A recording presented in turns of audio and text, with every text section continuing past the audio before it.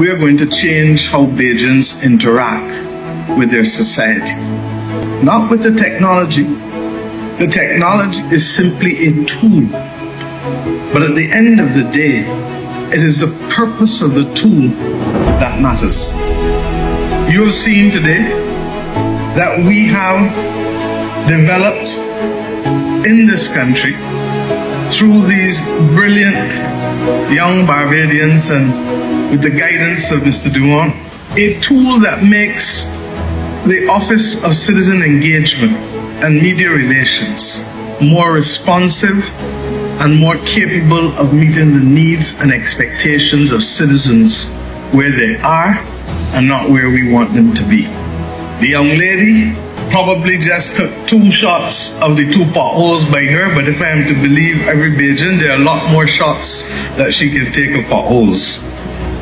Similarly, we have so many other things that constitute danger and or opportunity that if communicated to those who have responsibility for it, they are in a position to be able to respond and, more importantly, to use the data analytics to make the system more efficient and more capable of building a country where the level of apathy at best or cynicism at worst is not driving citizen engagement. And this is important.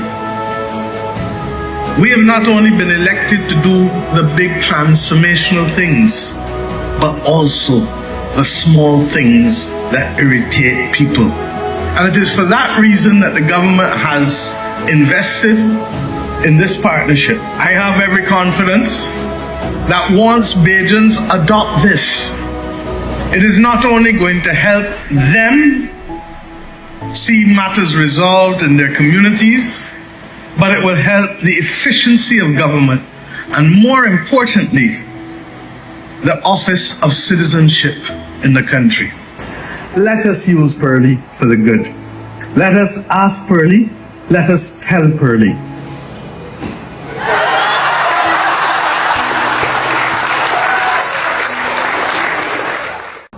One thing which I can definitely say is that the island of Barbados is making serious progress with the development of their island, and this week they have announced 2 very big things which are really going to elevate the development of the island. So the first thing which they actually announced is an app called PEALLY, and this is actually going to enable citizens who are living in Barbados to actually know where the potholes are, and they will actually be able to put it onto the app, so it will actually inform the government but also inform other citizens who are living on the island.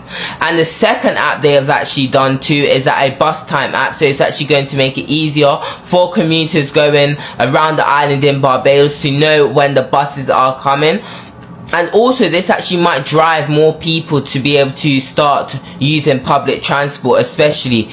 And one thing I can say is that I don't agree with everything that Mia Mottley's government is doing, but one thing I do feel like is that they are really making progress in so many different ways, and I feel like governments across the world, especially throughout the Caribbean region, need to start looking at what she's doing and how can they replicate that in the country where they are running as the leader or in government. But I want to hear all your thoughts in the comment section down below.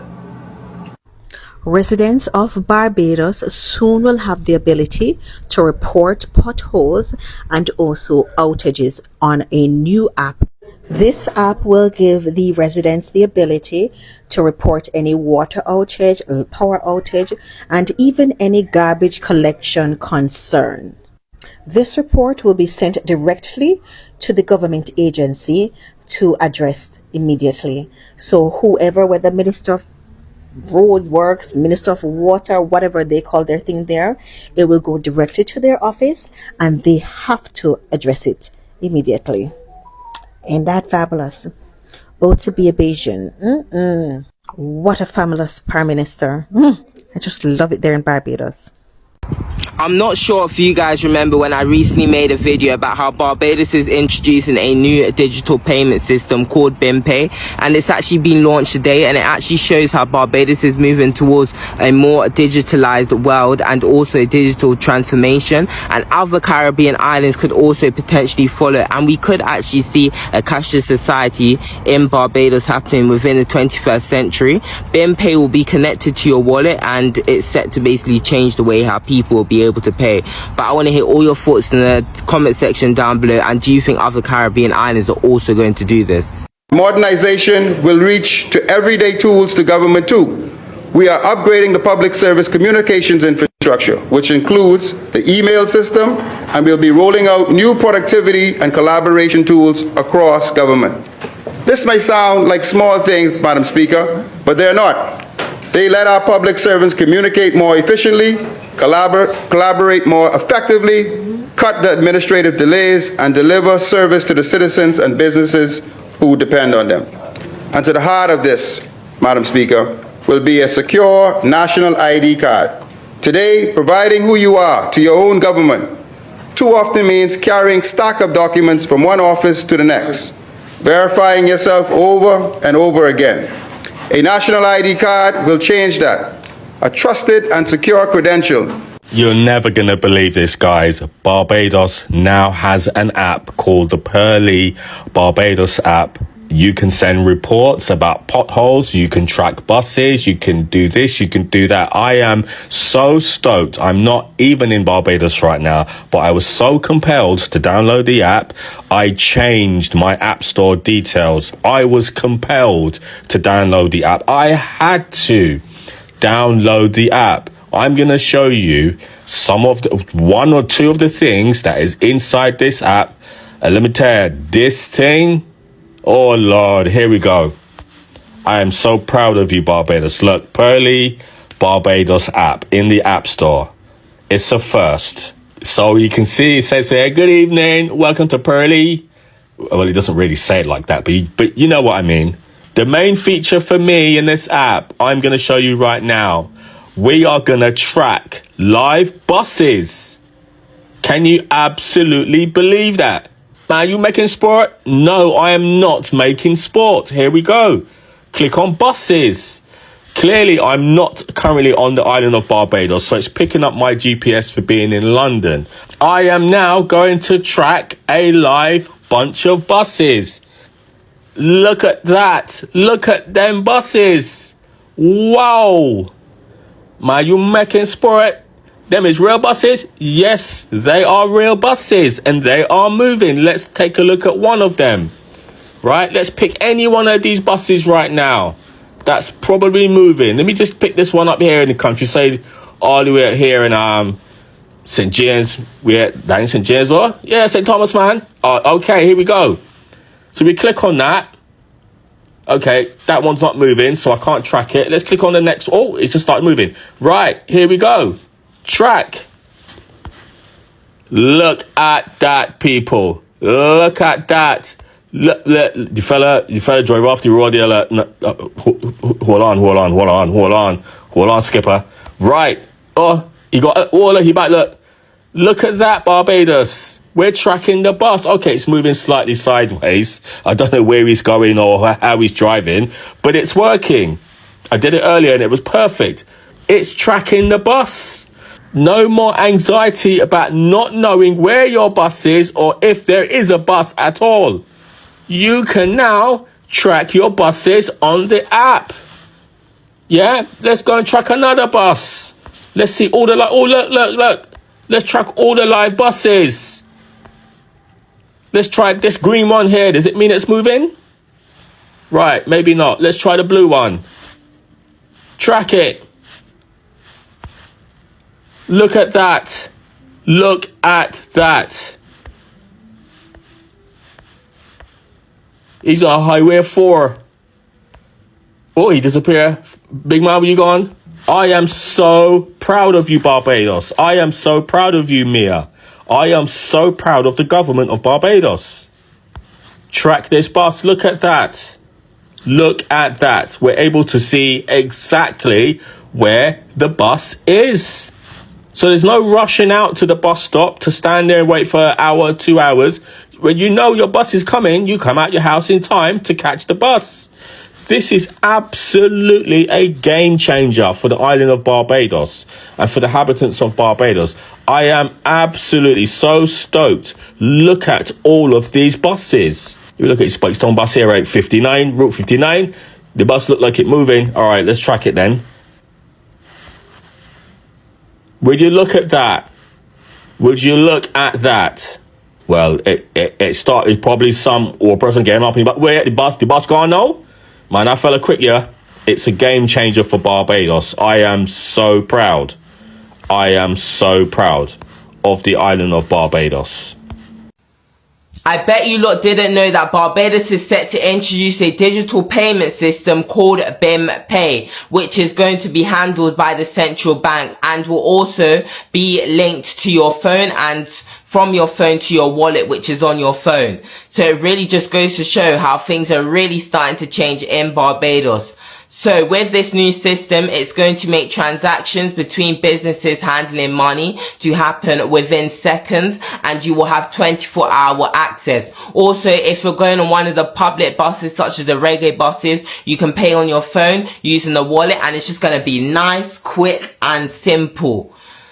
And also, when like locals want to go to the shops and stuff, it's going to make things even easier for them. However, a lot of critics are arguing that the older generation won't actually know how to use BIM Pay properly and they may struggle, and some other people are also worrying about the cybersecurity and privacy concerns. However, the Bajan government has actually said when they introduce BIM Pay on the 12th of June 2026, there will be a limit of 750 Bajan dollars. So I actually feel like this is a good thing because they are going to protect your security and your privacy at the end of the day. But I could understand why people have concerns about this new system, especially that it's digitalized and it's on your phone. Because when we look at the world as a whole, so many things are now becoming digitalized, and other countries, Western nations in particular, are having central bank digital systems for payments. But I want to hear all you guys' thoughts in the comment section down below. And do you think that other Caribbean islands should start following this movement? In the words of Red Plastic Bag, something's happening. Something huge. And I don't think we're talking about it enough. What are you talking about, Brendan? I'm talking about BIM Pay. Friday at midnight, which is tomorrow night, BIM Pay is set to replace the ACH. If you didn't know, the ACH stands for Automated Clearing House. It's the thing that handles interbank transfers. So say I bank with CIBC, you bank with RBC, I want to send you money. The ACH is what handles that transfer. But come Saturday, BIM Pay is going to take over all of that. And I don't think people fully grasp what's happening. Because I see comments like, oh, I can wait till September to download the app so then can make sure it's running good. But like I said earlier, BIM Pay is going to be taken over.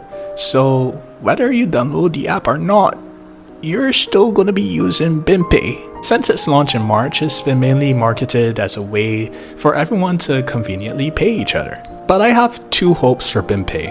One, if you didn't know my lore, 我在中国上了5年大学. And when I came back to Barbados, I suffered horrible withdrawal without Alipay and WeChat wallet. But now, we're gonna have that here.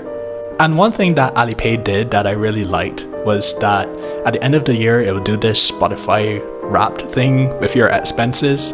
So you would be able to see in categories what you spent on like food and gas and clothes and pet supplies. And I know that could set off a lot of people's anxiety, but I think it could be a really fun and informative tool. So I hope that the central bank does something similar with it later on. The second thing you might say is more ambitious and far-fetched, which is I hope that BIM Pay changes our attitude and the way we support creators. You know, we've been having this ongoing conversation about when is the Caribbean going to get monetization, but the truth is our market is just too small, so we really shouldn't hold our breath. But with BIM Pay making online payments more accessible, it can really change the way we support creators. Let's say, for example, right off the top of my head, Camilla. She recently created an account called Camilla Knows It, where she watches Parliament and summarizes it in a way that's easy to understand, which I think is something Bajans really need right now, coming off the election season where everyone was talking about voter apathy and people just not caring about politics in general. And I think the content that she's making could really help with that problem. Like, you think Auntie Mia's be up on the podium for hours talking for she health? But back to Camilla. Say when BayPay goes live, she puts her QR code in her bio. I go to scan that QR code, I give her $1. You might say, Brennan, what you can do with $1? Buy 2 fish cakes. And to that I say, well, let's use our imagination. That account has about 1,500 followers now. Say 499 other people go do the same thing, that's $500. Camilla could buy a law textbook and pay for gas. So yeah, all I'm saying is I'm excited for BIMPay. Are you? So guys, as you all know, Trinidad, not really Trinidad, I'm so used to Trinidad until my mouth. Oh, today I'm talking about Barbados. You know, technology is one thing that has changed the way people connect with each other and with their country also. And I can tell you, in Barbados, the Prime Minister recently launched an app that is going to help the people of Barbados to report their issues, view the report, and that easily. Any issue with that they are facing in the community. So you've clearly heard the Bajans talking about it, about the new digital tools. So many of us, not just the Bajans, but many of us are seeing this as a major step, especially with the fact that Barbados is a developing island or country, just like any other African country. So there is this particular app called PEALLY that was launched by the government through the Prime Minister. Of course, it was developed through the Ministry of Innovations, So this app, the PEALLY, it has been designed to help the good people of Barbados to report issues that are facing, or the challenges that they are facing. Problems have always existed around communications, how to pass this communication from one person to the other until it reaches the exact office. But now it's going to be direct from the community to the government, to the responsible authorities. So I can tell you that this is going to really help the lives of any Bajan, because it's going to make their life very easy. Because now people have a faster way of passing information. I mean, imagine you being in this situation whereby before a problem even happens, there is somebody that might actually see it. But then, I mean, you don't have that contact. You don't know where to go and how long it will take. That is how it used to operate before, where communities faced problems. They don't know where to start. They don't know who to contact. They just know there is an office, but they don't know who. But now this particular technology, it has created a direct connection from the citizens to the respective office, which is beautiful. And I can tell you, in many developing countries, this is what people have been waiting for. This is what people have been asking for. A government that listens, a system that responds, and just providing a way for the ordinary citizens to participate. Because you see, a country is not only built by leaders, it is also built by the people. So I can tell you that this conversation that we are having is bigger than the app itself. Because, it's about also changing the relationship between the ordinary citizens and the public service, which is very important. In many developing countries, public trust is like this tiny when it comes to the ordinary people and the leadership or the current administration. So this one particular technology, it's going to change how the government and the ordinary people are going to relate. It's going to make things easier, in short. It's all about communications becoming very, very easy. It's all about using technology to solve everyday problems, in short, and it's beautiful. So many Bajans are actually saying, oh man, this is a progress. This is the direction that we need to go, because the world is becoming more digital every day that we wake up. Many first world countries have already gone into the future, but most countries also in the developing world are still lagging behind. So if you look at the Caribbean island in itself, it's full of talent, it's full of ideas, it's full of creativity. And when it comes to digital transformations, it can open new doors, it can create opportunities, it can make services more efficient, it can save people and also save their valuable time. Another digital initiative that has gotten attention not only in Barbados but the entire Caribbean island is an app called, or a platform called Play.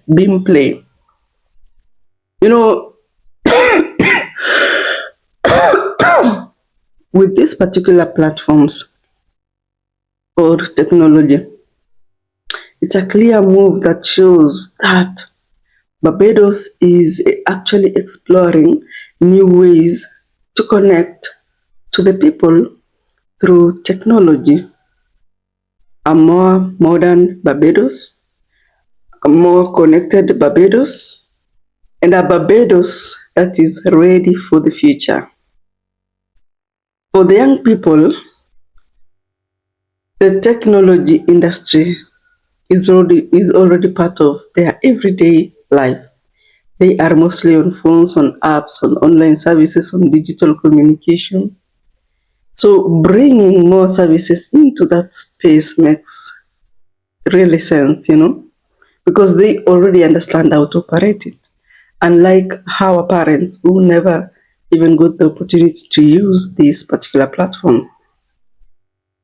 If you talk about the people, I can tell you, if they can use such platforms, if they can communicate and embrace it, if they are listened to, then that in itself becomes very, very powerful.